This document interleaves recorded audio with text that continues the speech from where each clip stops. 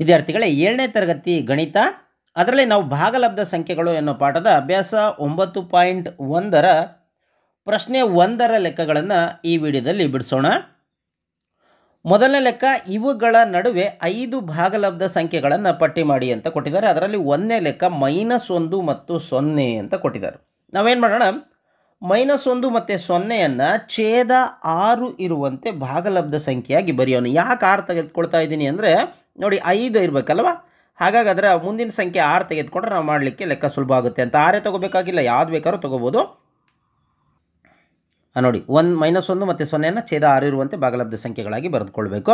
ಹೇಗೆ? ಫಸ್ಟು -1 ನೋಡಿ, -1ನ್ನು ಹೇಗೆ ಬರ್ಕೋಬೋದು ನೋಡಿ, -1ನ್ನು ನಾನು ಏನು ಮಾಡೋಣ, ಅಂಶ ಮತ್ತು ಛೇದವನ್ನು 6ರಿಂದ ಏನು ಮಾಡೋಣ, ಗುಣಿಸ್ಬಿಡೋಣ. ಆಗ -6 ಒಂದೇ 6, ಕೆಳಗೂ ಸಹ 6, ಅಂದರೆ -1ರ ಬೆಲೆ ಏನಿದೆ, -1ರ ಬೆಲೆ -6/6 ಆಗುತ್ತೆ ಅಂತ.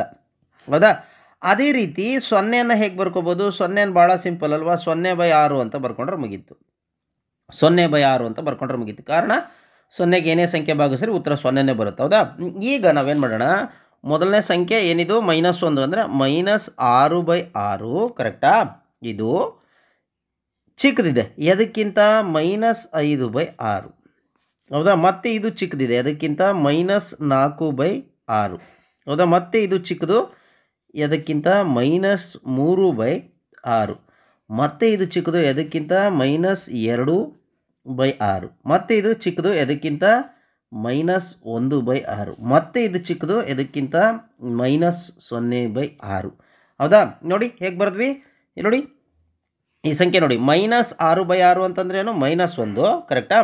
ಆಮೇಲೆ ಉಳಿದಿರ್ತಕ್ಕಂಥ ಸಂಖ್ಯೆ ಬರೆದ್ಬಿಡೋಣ, ಸೇಮು ಉಳಿದಿರೋ ಸಂಖ್ಯೆ ಸೇಮ್ ಕಾಪಿ ಮಾಡ್ತೀನಿ ನೋಡಿ.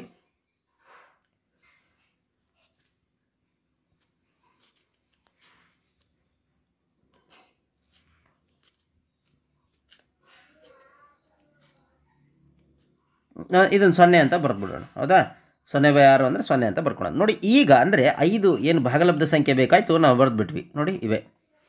ಸೊ ಹಾಗಾಗಿ ದೇರ್ ಫಾರ್ -1 ಮತ್ತು 0ಯ ನಡುವೆ ಇರತಕ್ಕಂಥ 5 ಭಾಗಲಬ್ಧ ಸಂಖ್ಯೆಗಳು ಇವು ಅಂತ ಬರೆದ್ರೆ ಲೆಕ್ಕ ಮುಗಿಯುತ್ತೆ. ನೋಡಿ ಇಲ್ಲಿಗೆ ಈ ಲೆಕ್ಕ ಮುಗಿಯುತ್ತೆ. ಎರಡನೇ ಲೆಕ್ಕ, -2 ಮತ್ತು -1 ಇದರ ನಡುವಿನ 5 ಭಾಗಲಬ್ಧ ಸಂಖ್ಯೆ ಬರೀಬೇಕು. ನಾವೇನು ಮಾಡೋಣ, -2 ಮತ್ತು -1ನ್ನು ಛೇದ 6 ಇರುವಂತೆ ಭಾಗಲಬ್ಧ ಸಂಖ್ಯೆಯಾಗಿ ಬರ್ಕೊಡೋಣ. ಯಾಕೆ 6? ಯಾಕಂದರೆ 5 ಸಂಖ್ಯೆ ಬರೀಬೇಕಲ್ಲ, ಅದಕ್ಕೆ 6 ಬರೀಬೇಕಾಗಿಲ್ಲ, ಯಾವ್ದು ಬೇಕಾದ್ರೂ ಛೇದ ಬರೋಂಗೆ ಬರ್ಕೋಬೋದು ನಾವು. ನೋಡಿ ಈಗ -2 ಏನಿದೆ, ಇದು ಛೇದ ಏನಾಗಬೇಕು, 6 ಆಗಬೇಕು. ಅಂದರೆ -2 × 6, ಇಲ್ಲಿ ಕೆಳಗೆ ಏನಿಲ್ಲ ಅಂದರೆ 1 ಇದೆ ಅಲ್ವಾ, 1 × 6, ಅಲ್ಲಿಗೆ -6 2 12, ಎಂತ 12, -12 ಡಿವೈಡೆಡ್ ಬೈ 6 ಅಂದರೆ 6, ಅಂದರೆ -2 ಜಾಗದಲ್ಲಿ ನಾವೇನು ಬರಿಬೋದು, -12/6 ಅಂತ ಬರ್ಕೋಬೋದು. ಹೌದಾ?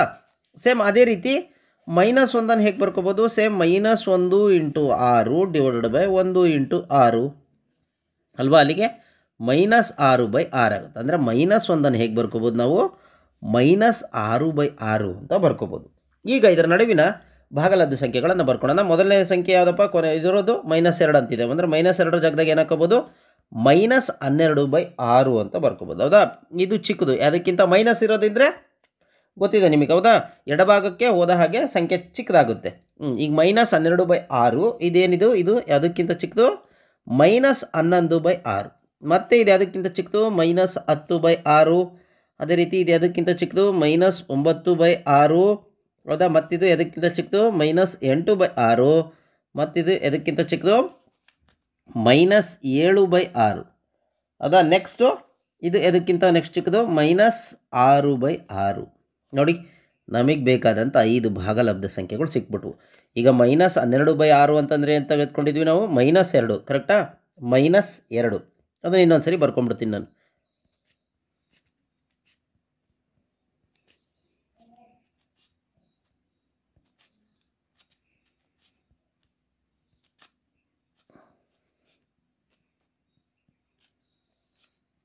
-6/6 ಅಂತಂದ್ರೆ ಏನು, -1. ಸೊ ಹಾಗಾಗಿ ದೇರ್ ಫಾರ್ -2 ಮತ್ತು -1ರ ನಡುವಿನ 5 ಭಾಗಲಬ್ಧ ಸಂಖ್ಯೆಗಳು ಯಾವುವು ನೋಡಿ. ಈ ರೀತಿ ಬರೆದ್ರೆ ಮುಗಿಯುತ್ತೆ ಲೆಕ್ಕ. ಮೂರನೇ ಲೆಕ್ಕ -4/5 ಮತ್ತು -2/3 ಅಂತ.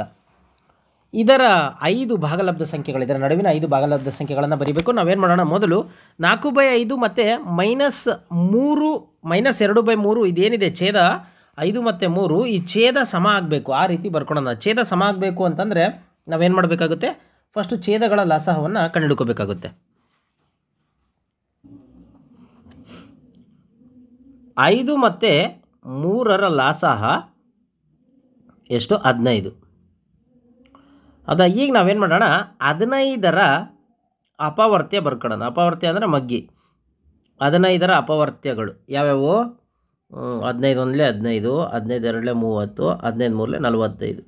ನಾನೇನು ಮಾಡ್ತೀನಿ, ಈ 45 ಸಂಖ್ಯೆಯನ್ನು ತೆಗೆದುಕೊಳ್ತೀನಿ. ಯಾಕೆ ಅಂತ ಆಮೇಲೆ ನಂತರ ಹೇಳ್ತೀನಿ. ನೋಡಿ, ಈಗ ನಾನೇನು ಮಾಡ್ತೀನಿ, ಈ -4/5 ಇದು ಛೇದ 45 ಆಗಬೇಕು. 45 ಆಗೋಕ್ಕೆ ಯಾವ ಸಂಖ್ಯೆಯಿಂದ ಗುಣಿಸ್ಬೇಕು? ನೋಡಿ, 9ರಿಂದ ಗುಣಿಸ್ಬೇಕು. ಸೊ ಕೆಳಗಡೆ 9ರಿಂದ ಗುಣಿಸಿದ್ರೆ ಅಂಶನೂ ಸಹ 9ರಿಂದ ಗುಣಿಸ್ಬೇಕು. ಸರಿನಾ? ಯಾವುದಿದು? -4/5. ಹಾಗಾಗಿ ಇದೆಷ್ಟಾಯಿತು ನೋಡಿ, 4 9 36. ಎಂಥ 36? -36 /9 45. ಇದು ನೆಕ್ಸ್ಟ್ ಎರಡನೇ ಸಂಖ್ಯೆ ಏನು?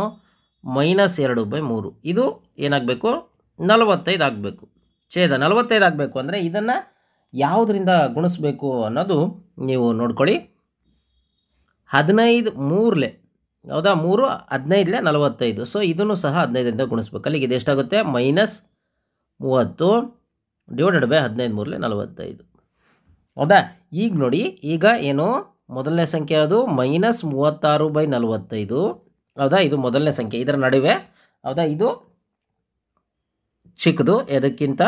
-35/45. ಕರೆಕ್ಟಾ? ಮತ್ತು ಇದು ಚಿಕ್ಕದು -34/45. ಮತ್ತು ಇದು ಚಿಕ್ಕದು -33/45.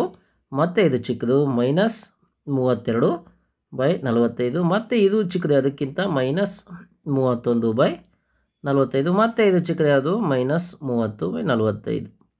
ಹೌದಾ? ಈ ಸಂಖ್ಯೆ ಅಂದ್ರೇನು? ಇಲ್ಲಿದೆಯಲ್ಲ -4/5. ಕರೆಕ್ಟಾ? -4/5 ಇದು. ಇದನ್ನು ಆ್ಯಸ್ ಇಟ್ ಈಸ್ ಕಾಪಿ ಮಾಡ್ತೀನಿ. ಈಗ ನೋಡಿ, -30/45 ಅಂದರೆ ಯಾವ ಸಂಖ್ಯೆ? -2/3. ಸೊ ಹಾಗಾಗಿ ಇವೇನಿದೆ ಇವು ಈ ಎರಡು ಸಂಖ್ಯೆಗಳ ನಡುವಿನ 5 ಭಾಗಲಬ್ಧ ಸಂಖ್ಯೆಗಳಾಗಿದ್ದಾವೆ. ಈಗ ಕೊನೆಯದಾಗಿ ಬರೆದ್ಬಿಡೋಣ. ನೋಡಿ, ಈ ರೀತಿ ಬರೆದ್ರೆ ಮುಗಿಯುತ್ತೆ. ಈಗ ನೋಡಿ, ನಾನು ಇನ್ನೊಂದು ಇಲ್ಲಿ ಹೇಳ್ತೀನಿ. ಇಲ್ಲಿ ಲಾಸಹ 15 ಬಂದಿತ್ತು. ಹಾಗಾಗಿ ಕೆಳಗೆ 15 ಮಾಡ್ಕೊಂಬಿಟ್ರೆ ಸಾಕಾಗ್ಬಿಡೋದು. ಹೌದಾ? ಛೇದ ಲಾಸಹ 15 ಇರೋದ್ರಿಂದ ಛೇದ ಇದು 15 ಆದರೆ ಸಾಕಾಗ್ಬಿಡೋದು. ಆದರೆ ಇಲ್ಲಿ ನಾವು 15 ಆದರೆ ಇಲ್ಲಿ ಮೇಲೆ ಏನು ಇದರ ನಡುವೆ ಆ 5 ಸಂಖ್ಯೆಗಳು ಬರ್ತಾ ಇರಲಿಲ್ಲ. 5 ಸಂಖ್ಯೆಗಳು ಬರ್ತಾ ಇರಲಿಲ್ಲ. ಹಾಗಾಗಿ ನಾನು ಅದರ ಅಪವರ್ತ 30 ತೆಗೆದುಕೊಂಡ್ರೂ ಸಹ ಬರೋದಿಲ್ಲ. ಹಾಗಾಗಿ ನಾನು 45ಅನ್ನು ಛೇದ ಆಗೋ ಹಾಗೆ ಬರ್ಕೋಬೇಕಾಗುತ್ತೆ. ಇಲ್ಲ ಅಂದರೆ ಅದರ ನಡುವಿನ 5 ಸಂಖ್ಯೆಗಳು ಏನಿದ್ದಾವೆ ಅವು ಬರೋದಿಲ್ಲ. 15 ಮಾಡಿದ್ರೂ ಮಾಡ್ಬೋದು, ಆದರೆ ಅದರ ನಡುವಿನ ಏನು 5 ಭಾಗಲಬ್ಧ ಸಂಖ್ಯೆಗಳು ಬರೋಲ್ಲ. ಹಾಗಾಗಿ ನಾನು 45 ಸಂಖ್ಯೆಯನ್ನು ತೆಗೆದುಕೊಂಡಿದ್ದೀನಿ. 4ನೇ ಲೆಕ್ಕ -1/2 ಮತ್ತು 2/3 ಈ ಎರಡು ಸಂಖ್ಯೆಗಳ ನಡುವಿನ ಭಾಗಲಬ್ಧ ಸಂಖ್ಯೆಗಳನ್ನು ಬರ್ಕೋಬೇಕು. ಈಗ ನಾವೇನು ಮಾಡೋಣ, -1/2 ಮತ್ತು -2/3 ಇವು ಎರಡು ಅಂದರೆ ಛೇದ ಒಂದೇ ಆಗಬೇಕು. ಹಾಗೆ ನಾವು ಭಾಗಲಬ್ಧ ಸಂಖ್ಯೆಯಾಗಿ ಬರ್ಕೊಳ್ಳೋಣ. ನೋಡಿ, ಈಗ ಬರ್ಕೋಬೇಕು ಅಂತಂದರೆ ನಾವೇನು ಮಾಡಬೇಕು? ಛೇದಗಳಾದ ಏನು ಛೇದ ಯಾವ್ಯಾವು? ಛೇದಗಳಾದ 2 ಮತ್ತು 3ರ ಲಾಸಹ ಕಂಡಿಯೇನು? 3ರ ಲಾಸಹ ಎಷ್ಟು? 2 ಮತ್ತು 3 2 ಅವಿಭಾಜ್ಯ ಸಂಖ್ಯೆ ಆಗಿರೋದ್ರಿಂದ ಅದು ಗುಣಿಸ್ಬಿಟ್ರೆ ಸಾಕು. 2 3ರ ಲಾಸಹ 6. ಹಾಗಾಗಿ ನೋಡಿ, ಮೊದಲನೇ ಸಂಖ್ಯೆ ಏನು ಅರ್ಧ ಇದೆ -1/2. ಈ ಛೇದ 6 ಆಗಬೇಕು. 6 ಆಗಬೇಕಂದ್ರೆ ಯಾವ ಸಂಖ್ಯೆಯಿಂದ ಗುಣಿಸ್ಬೇಕು? 2ಅನ್ನು 3ರಿಂದ. ಅಂಶವನ್ನು ಸಹ 3ರಿಂದ ಗುಣಿಸೋಣ. ಅಲ್ಲಿಗೆ ನೋಡಿ, ಇದೇನಾಗುತ್ತೆ? -3 1 3 /2 3 6 ಆಗುತ್ತೆ. ಹೌದಾ? ಇದು ಮೊದಲನೇ ಸಂಖ್ಯೆ. ಅದೇ ರೀತಿ ಎರಡನೇ ಸಂಖ್ಯೆ ಅದು 2/3 ಇದೆ. ಈ 2/3 ಏನಿದೆ ಇದು ಛೇದ ಏನಾಗಬೇಕು? 6 ಆಗಬೇಕು. 6 ಆಗಬೇಕು ಅಂದರೆ ಈ 3ಅನ್ನು ಯಾವುದರಿಂದ ಗುಣಿಸ್ಬೇಕು? 2ರಿಂದ. ಸೊ ಅಂಶವನ್ನು ಸಹ 2ರಿಂದ ಗುಣಿಸ್ಬೇಕು. ಅಲ್ಲಿಗೆ ಇದೇನಾಗುತ್ತೆ? 2 2 4. ಇಲ್ಲಿ ಕೆಳಗೆ 2 3 6 ಆಗುತ್ತೆ. ಸೊ ಹಾಗಾಗಿ ಈಗ ನೋಡಿ, ಯಾವುದು ಮೊದಲನೇ ಸಂಖ್ಯೆ? ಅದು ಅರ್ಧ. ಹೌದಾ? ಅರ್ಧ. ಅಥವಾ ಅರ್ಧದ ಬದಲು ಏನಂತ ಬರ್ಕೋಬೋದು ನಾವು -3/6 ಅಂತ ಬರ್ಕೋಬೋದು. ಹೌದಾ? ಇದಕ್ಕಿಂತ ಚಿಕ್ಕದು ಯಾವುದು?